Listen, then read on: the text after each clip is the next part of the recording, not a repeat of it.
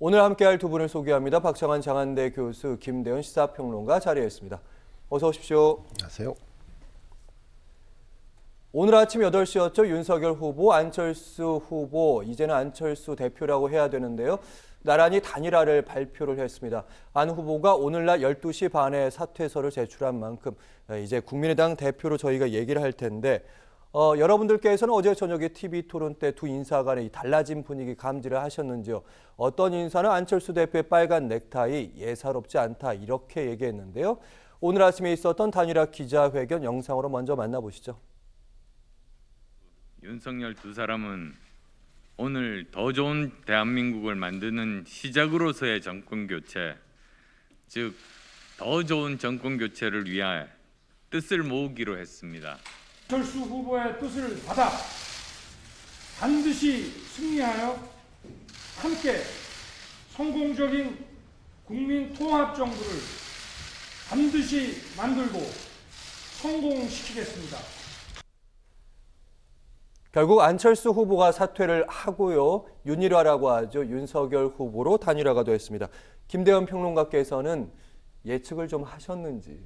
전혀 예측하지 못했습니다. 예. 사실은 안철수 후보가 윤석열 후보를 찍으면 손가락을 자른다는 식의 표현까지 어떻게 했었을, 하겠다. 어떻게 하겠다는 표현까지 했었을 정도로 이 단일화는 결렬됐다는 것을 누차 강조해 왔는데 어젯밤 야밤에 이렇게 합의를 할 줄은 몰랐습니다. 그런데 이 합의는 사실 양측의 이해가 최종적으로 맞아떨어진 결과다 이렇게 볼 수 있을 것 같습니다. 네. 우선 안철수 후보 입장에서는 완주하는 것보다는 단일화에 합의하는 것이 실리적으로 훨씬 유리하다 이렇게 판단을 내린 것 같습니다. 그리고 주변에서의 압박도 상당히 강했을 겁니다. 실제로 완주를 했을 경우에 안철수 후보가 거둘 수 있는 득표율이라는 것은 여러 여론조사 결과를 통해서 보여진 현재 지표상 놓고 보면 5%에서 7% 정도인데 네. 이걸 가지고 과연 차기 정치를 도모할 수 있겠는가에 대한 스스로에 대한 의문도 상당히 생겼을 것 같습니다. 여기에 더해서 우리는 지금 단일화가 이루어졌기 때문에 윤석열, 안철수, 그러니까 국민의힘과 국민의당만 보입니다만 실제로는 물밑에서는 민주당에서도 계속 지속적으로 안철수 후보를 설득 또 해왔다는 측면에서 볼 때 사실 안철수는 선택의 기로에서 어쩔 수 없이 승리를 담보할 수 있는 쪽으로 손을 들어준 것이 아닌가 이렇게 생각이 되고요. 또 윤석열 후보 입장에서도 사실 정치 교체라고 하는 프레임이 정권 교체라고 하는 프레임을 막 넘을 선상까지 와 있는 상태였습니다. 이를테면 정권 교체라고 하는 것은 국민의힘 야당에서 주장을 했던 것이고 정치 교체라는 것은 민주당, 그러니까 정권을 수성하겠다는 쪽에서 내세운 프레임이었는데 이게 충돌하면서 자칫 프레임 전환이 가능할지도 모르겠다라고 하는 우려가 국민의힘 안에서 나왔고 그리고 윤석열 후보 입장에서는 확실한 승리가 담보되지 않고는 깜깜이 선거 기간에 어떤 일이 벌어질지 모른다라고 하는 우려 이런 것들이 양측의 이해가 맞아떨어졌다. 그런데 제가 판단컨대 안철수 후보가 놓치고 있는 몇 가지가 있다고 봅니다. 우선은 기득권 양당 정당을 혁파하겠다라고 하는 명분을 잃었고요. 대한정당과 다당제가 구축되기를 기대하는 일정 정도의 여론 그리고 이 유권자들도 잃었습니다. 여기에 더해서 대선 이후가 되면 어느 한쪽 정치 진영이 와해되거나 아니면 폭망하는 이른바 지각 변동이 생길 소지가 생기는데 거기서 주도적인 어떤 자신의 정치적인 이념을 펼 수 있는 공간이 열리는데 이런 부분들을 다 놓쳤습니다. 그러면 상대적으로 국무총리니 내각 구성이니 아니면 당 지분을 얻는다느니 이런 것들을 과연 할 수 있을까? 정치적 지지 기반을 상실한 안철수에게는 이것도 굉장히 큰 모험이자 도전일 겁니다. 네, 안철수 후보의 약간 오판 가능성이 있는 거 아니냐 이런 얘기 하셨는데 그 부분은 저희가 좀 더 뒤에 질문에 소화를 좀 해보겠고요. 일단 윤석열 후보는 단일화 배경에 대해서 누가 먼저랄 것도 없이 소통을 했다 이렇게 얘기했고 이준석 대표는 오늘 아침에 안철수 후보 쪽에서 갑작스러운 요청이 먼저 있었다. 사실은 단일화가 됐다는 게 중요하지 누가 먼저 손 내밀었냐 과연 중요하냐고 물을 수도 있는데 그동안 워낙 과정이 이제 지난했던 만큼 그 과정도 누가 먼저 손 내밀었느냐 중요하지 않을 수가 없습니다. 그리고 안 대표의 표정 오늘 아침 좀 복잡했습니다. 어떻게 보셨습니까? 네, 옆에서 보고 있는 제 3자들도 어안이 벙벙한데 본인은 복잡할 수밖에 없습니다. 불과 12시간입니다. 하루도 안 됐습니다. 불과 12시간 전까지만 하더라도 윤석열 후보로의 정권 교체는 적폐 교대다. 맹비난을 했었고, 뭐 앞서도 말씀하셨지만 단일화 이거는 뭐 이제 끝났다라고 네. 분명하게 몇 차례 선언을 했었습니다. 자, 그거를 갖다가 12시간 만에 그 말 바꾸는 이게 쉬운 일이 아니죠. 왜 바꿨을까? 왜 마음을 바꿨을까? 그렇게 보면 사실 안철수 후보는 빚이 없습니다. 정치적 빚이 없어요. 그러니까 진영 논리로부터 자유롭습니다. 후보로서 그동안의 TV 토론을 통해서 본인이 하고 싶은 얘기를 다 하고, 그리고 마지막에 10년 동안 안철수 정치의 핵심은 제3세력이었습니다. 그런데 이 명분을 버리고 이제는 실리를 택했다. 오늘 아침 단일화 그 인터뷰에서 행정을 통한, 자신이 10년 동안 못 해본 게 있는데 행정을 통한 어떤 국가의 변화, 정치의 변화, 네. 이거는 아직 못 보여줬다.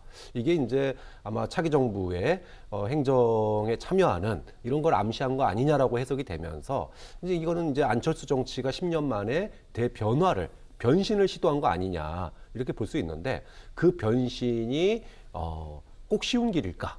또 더 어려운 길일 수도 있다. 이런 부분들은 뭐 덧붙여서 얘기할 수 있는 부분인 것 같습니다. 네. 윤석열 후보에게는 단일화가 당연히 좋은 거지만 두 분 역시 말해주기는 이제 안철수 후보 앞으로 어떻게 되는지 두 분의 얘기를 듣고 나니까 주식시장으로 치자면 이제 안철수 후보 대선 이후에는 좀 상한가보다는 하한가가 되지 않을까, 이런 얘기 하시는 거죠, 교수님? 그렇죠. 그러니까 아까 이제 김대현 평론가도 말씀하셨지만, 만약에 그 10년 동안의 명분을 계속 가지고 갔다면 윤석열 후보가 되든 이재명 후보가 되든 새로운 정치의 어떤 변화가 생깁니다. 그 변화 속에서 제3세력이라고 하는 안철수 후보와 손을 잡을 수밖에 없는 자연스러운 상황이 펼쳐집니다. 또는 본인이 선택을 할 수도 있습니다. 예를 들어 이재명 후보가 대통령이 된다면 야권이 붕괴될 것이고, 거기서 야권의 중심으로 새롭게 재편할 수도 있었습니다. 또는 윤석열 후보가 된다 그러면 여소야대 측면에서 안철수 후보에게 적극적인 구애를 할 수밖에 없는 상황이 있습니다. 자, 이렇게 여러 가지 선택의 여지가 굉장히 많고, 본인이 이제까지 주장했던 제3세력, 다당제 이런 부분들을 여러모로 할 수 있는 그런 기동의 여지가 많았는데, 이제는 뭐 예를 들어 행정부에 들어간다던가, 또는 당내에서 국민의힘을 변화시키는 노력을 해야 되는데, 예. 과거에 민주당과 합당해가지고 민주당 안에서 민주당을 변화시키는데 실패한 경험이 있습니다. 또 심지어는 탄핵 이후에는 개혁파와 함께, 보수 개혁파와 함께 당을 운영했는데도 실패한 경험이 있습니다. 네. 국민의힘에 들어가서 주도권 경쟁을 했을 때 과연 그 주도권 경쟁에서 승리할 수 있을까? 또는 입각했을 때 본인이 원하는 가치관이 충돌했을 경우에 어떻게 할 것인가, 이렇게 선택보다는 좁아진 범위 내에서 본인이 선택을 강요받는 그런 상황이 될 수도 있기 때문에, 이런 부분들은 이것도 이제 윤석열 후보가 승리해야지만 이것도 이제 고민이 되겠지만, 그런 점에서 본다면은 좀 상당히 이제 안철수 후보로서는 기동의 여지가 오히려 더 좁아질 수 있다라고 하는 점은 분명히 한번 고민해 볼 지점이라고 봅니다. 네, 박장환 교수께서 말씀하셨는데, 그래서 안철수 후보, 안철수 국민의당 대표의 주목되는 발언이 있는데 함께 보시면서 가시는데, 오늘 단일화 선언한 뒤에 기자들의 질문이 있고 거기에 대한 답변입니다. 국회의원으로서 열심히 입법 활동을 했는데 직접 성과로 보여줄 행정적인 업무는 하지 못했고 기회를 가지지 못했다.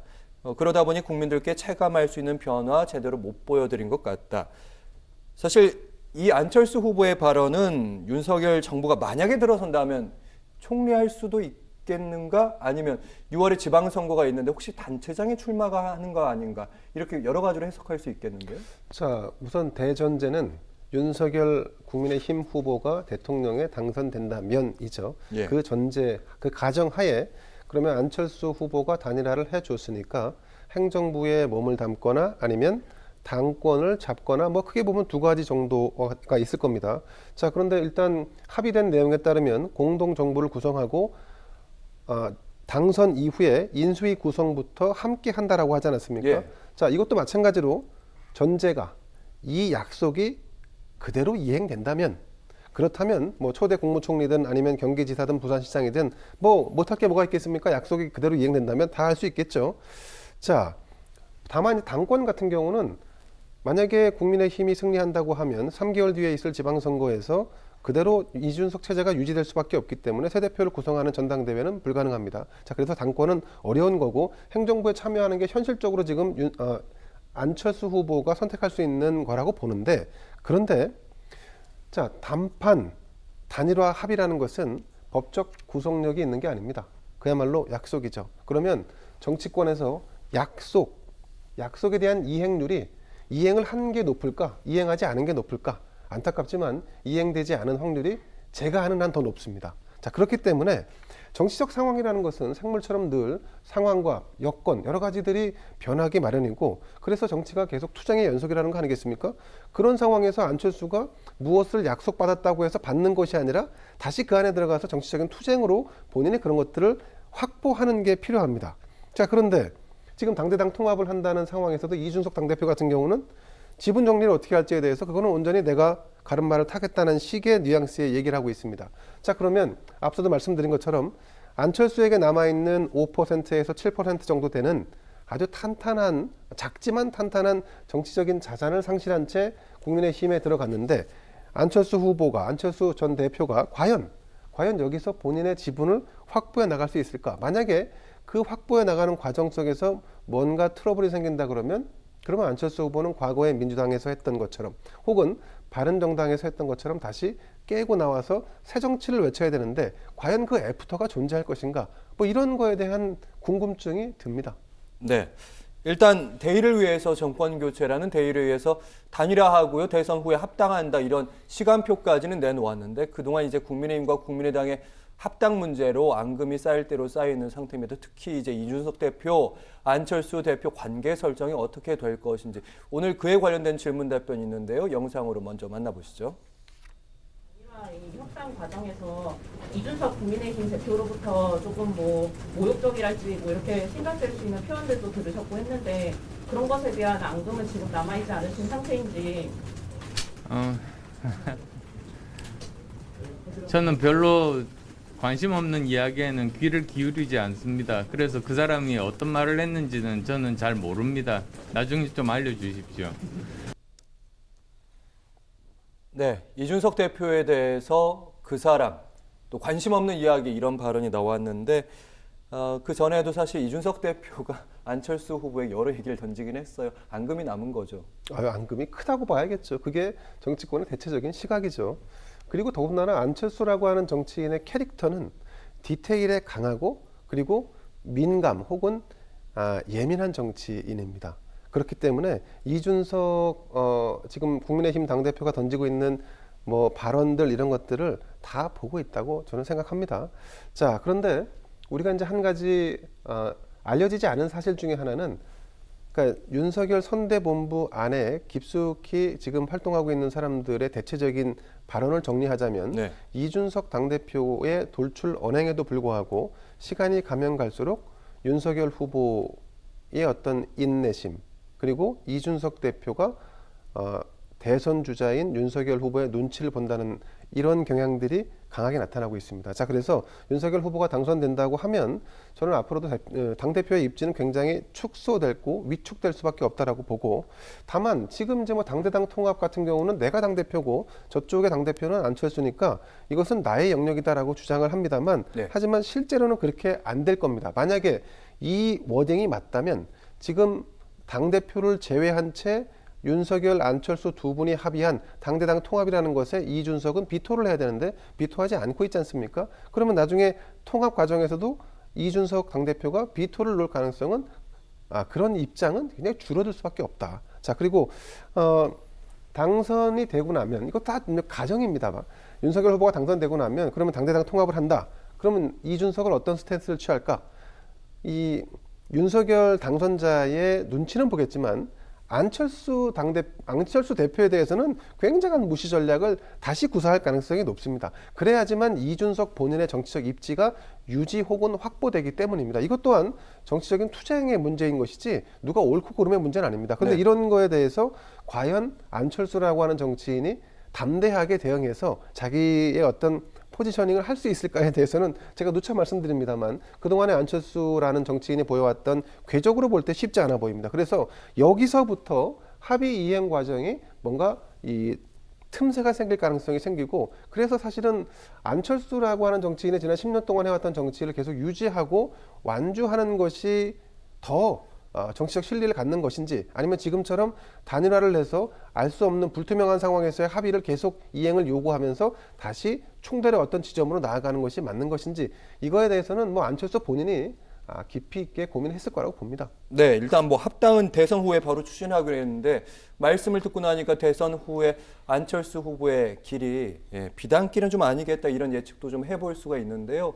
일단 이준석 대표는 뭐 합당은 대표의 일이다 이렇게 얘기도 하고 있고요. 그러니까 합당 과정만 좀 살펴보더라도 실제 선언문과 다르게 합당 과정은 좀 지난하고 좀 힘든 일이잖아요. 파열음 나오지 않을까요? 그렇죠. 뭐 충분히 예상할 수 있는 일입니다. 서울시장 선거도 이런 식으로 단일화가 됐고요. 그리고 단일화 이후에 합당 과정을 거쳤는데 결국 결렬이 됐습니다. 이유는 지분이었습니다. 말이 좋아 지분이지 사실 밥그릇 싸움이었거든요. 그것이 안 맞아가지고 깨진 겁니다. 자, 오늘 그 기자회견 할 때 단일화 선언할 때 국민의힘 그 당내 인사와 같이 이제 기자회견을 봤는데 네.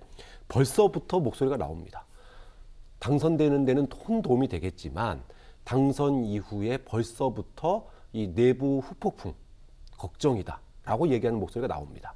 당장 인수위 그다음에 내각 이 인사권을 나눠야 됩니다.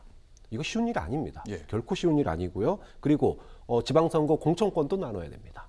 굉장히 어려운 일입니다. 자, 이 부분이 그동안에 사실은 뭐 지분을 그동안에 이제 안 줬도 또 인정하지 않았는데 이 부분을 가뜩이나 한정돼 있는 그 자리를 갖다가 또 다른 제3세력이 들어와서 또 나눠 먹어야 된다. 자, 이랬을 경우에 여소야대입니다. 예. 윤석열 후보가 만약에 당선된다면 여소야대로 굉장히 어려운 상황 속에서 국정을 운영해야 되는데 여소야대에 얹어서 그 여당 내에 소위 말하면 주도권 싸움까지 또 벌려야 됩니다. 근데 그 주도권 싸움에 밥그릇이 엄청나게 치열하게 싸움이 벌어지면 자, 이렇게 되면 굉장히 국정 초반, 국정 초기에 굉장히 혼란스러운 상황이 올 수 있습니다. 자, 이런 부분들을 윤석열 후보, 그 다음에 안철수 대표, 또 이준석 대표가 얼마만큼 핸들링해 나갈 수 있겠느냐. 지금까지의 단일화 과정, 또 작년의 합당 과정, 합당 실패 과정들을 돌이켜 본다면 결코 만만치 않은 그리고 상당한 혼란이 있을 가능성이 충분히 있는 거죠.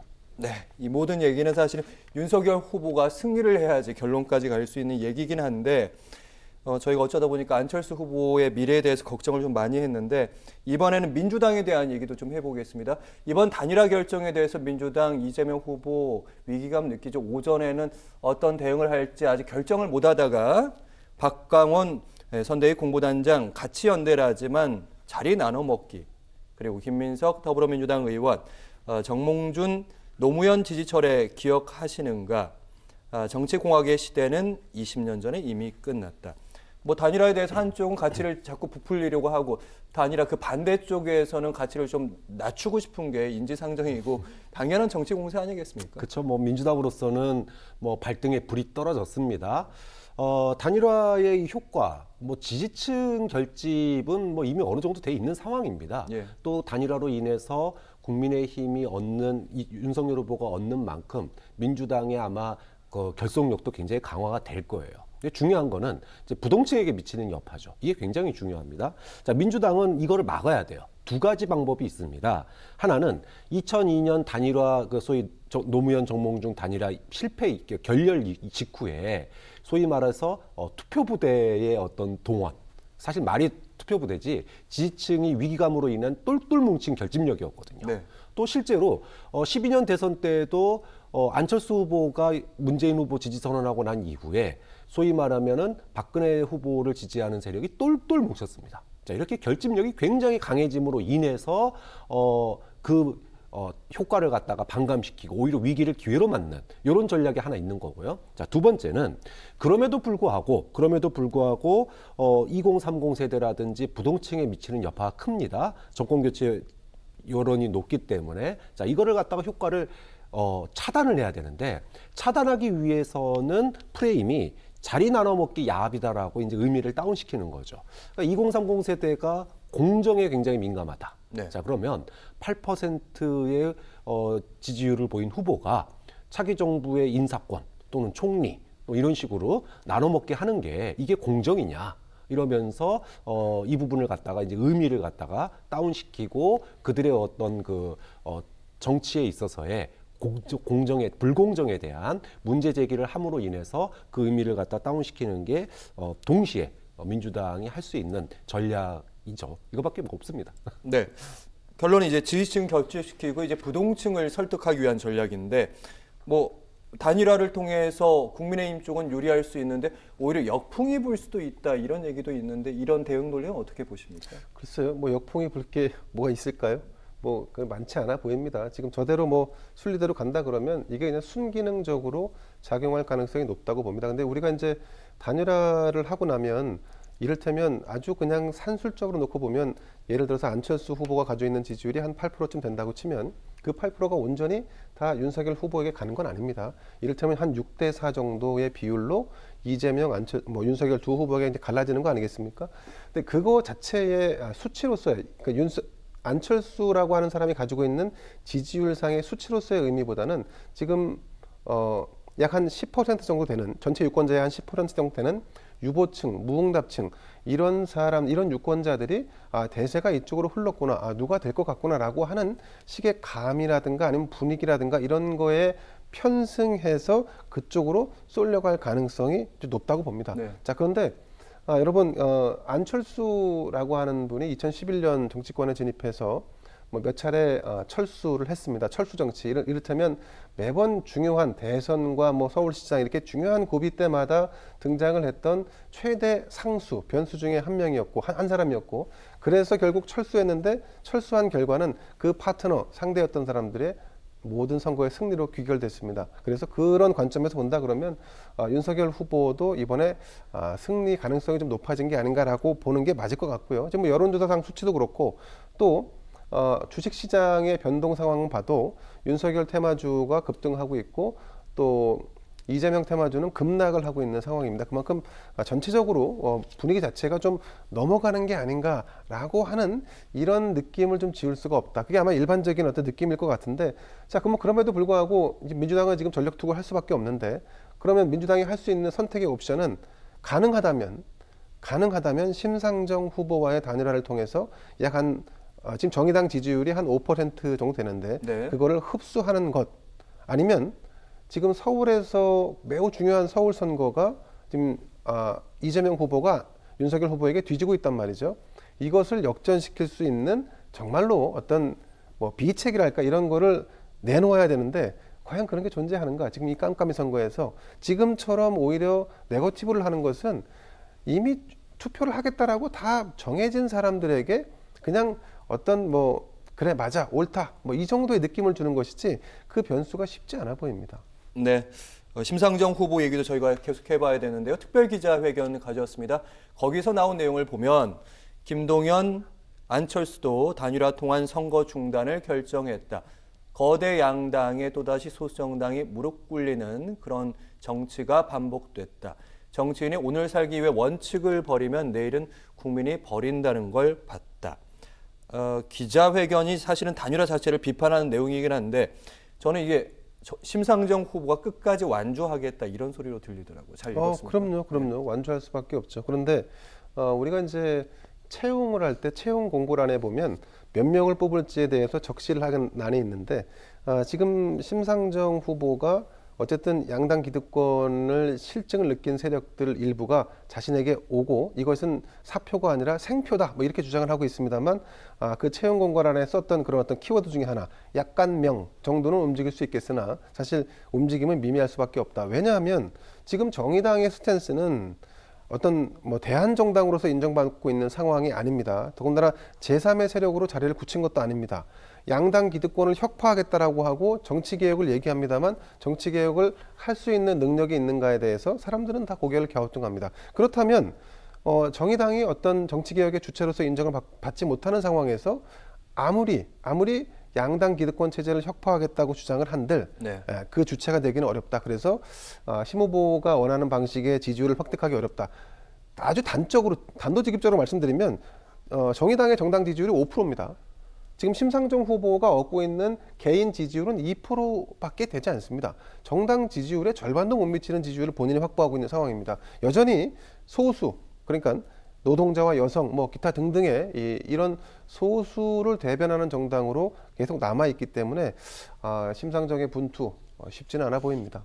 네, 저희 이제 마지막 질문을 박창환 교수께 드려야 될 텐데 저희가 이제 심상정 후보 얘기도 잠깐 해주시고요. 그리고 단일화 효과로 이 국민의힘의 분위기가 확 좋아질 것인지, 실제로 득표에 아니면 이제 민주당 쪽으로 갈 것인지, 아니면 둘 쪽으로 좀 표가 안철수 후보의 표가 좀 나눠질지, 안개 속이 될지 좀 얘기를 해주시죠. 네, 뭐 이번 단일화의 여파가 뭐 그 대세를 가를 만큼의 큰 변화를 줄 거라고 생각하지는 않습니다. 왜냐하면 시기가 너무 늦었습니다. 또 과정도 아름답지 못했습니다. 자, 이렇기 때문에 이것이 애초에 기대했던 단일화의 뭐 엄청난 효과 이런 것들은 좀 다소 이제 좀 약해지지 않았느냐. 네. 좀 그런 측면이 있는 거고요.